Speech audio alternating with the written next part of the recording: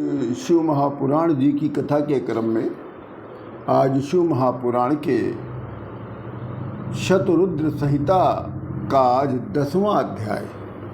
इस अध्याय का नाम है नृसिंह के प्रति महादेव जी का सांत्व वचन। भक्तों के हित करने वाले शिव जी का अनेकों अवतार हैं जिनकी गणना करना संभव नहीं है। आकाश स्थित तारागणों को, पृथ्वी के परमाणु की, वर्षा की बूंदों की जिस प्रकार से कोई गणना नहीं कर सकता है, उसी प्रकार से शिव अवतार की गणना करना किसी के बस में नहीं है, असंभव है। जिस समय देवताओं द्वारा विष्णु के द्वारपाल जय और विजय को श्राप दिया, एक बार देवताओं ने विष्णु के द्वारपाल जय विजय को श्राप दे दिया था, तभी दोनों द्वारपाल कश्यप के द्वारा दिति के पुत्र हुए।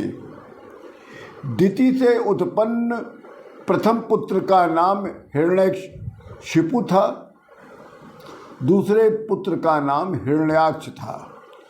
ये दोनों ही पूर्व जन्म में विष्णु जी के पार्षद थे, जो देवताओं के श्राप के कारण दैत्य बन गए। पूर्व काल में पृथ्वी के उद्धार के समय विष्णु जी ने वराह रूप धरकर हिरण्याक्ष का वध किया था। तब प्राण के समान अपने भाई का वध सुनकर हिरण्याक्षिपु ने विष्णु जी पर अत्यंत क्रोध किया। तब हिरण्याक्षिपु ने ब्रह्मा को तब से प्रसन्न करके सृष्टि का कोई भी प्राणी उसे मार न सके, ये वरदान प्राप्त किया। फिर हिरण्याक्षिपु ने देवताओं को हराकर, देवताओं को जीतकर त्रिलोकी को अपने बस में करके शोणितपुर में अकंटक राज्य करने लग गया। फिर हिरण्याक्षिपु ने देवताओं को, सज्जनों को, ऋषियों को और ब्राह्मणों को दुख देने लगा, कष्ट देने लग गया, सभी धर्मों का नाश करने लग गया। प्रहलाद जो था, इसी दैत्य हिरण्याक्षिपु का पुत्र था, पर प्रहलाद दैत्य के पुत्र होने के बाद भी वो विष्णु भगवान का बहुत बड़ा भक्त था।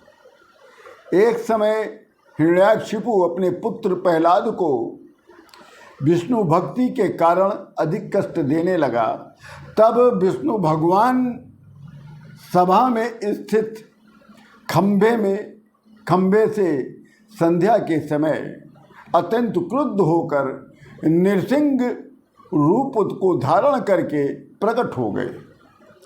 नृसिंह भगवान का यह रूप बहुत ही विकराल था, बहुत ही भयावह था, सबको भय देने वाला था। यह रूप भय को भी भय देने वाला था।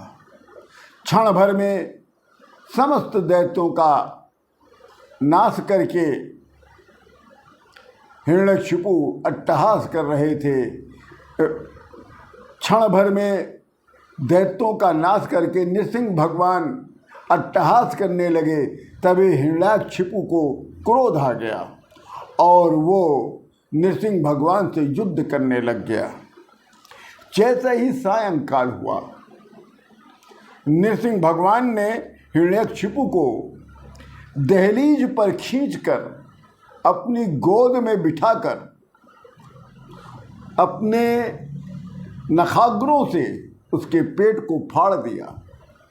क्षण भर में हिरण्याक्षिपु का मृत्यु हो गई और जैसे हिरण्याक्षिपु का मृत्यु हुआ, वैसे सारे संसार में शांति स्थापित हो गई।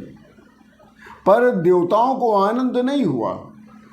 तब देवताओं ने दुंदुभी को बजाया जिससे प्रहलाद विस्मित हो गया। और विष्णु जी का यह रूप देखकर लक्ष्मी जी भी विस्मित हो गई। दैत्यों को मार डालने के बाद भी नृसिंह भगवान की ज्वाला शांत नहीं हुई, जिस कारण देवताओं को सुख की प्राप्ति नहीं हो पा रही थी। नृसिंह भगवान के भयावह रूप से देवता भी भय के कारण दूर भाग रहे थे। फिर नृसिंह भगवान की ज्वाला को शांत करने के लिए देवताओं ने प्रहलाद को उनके निकट भेज दिया।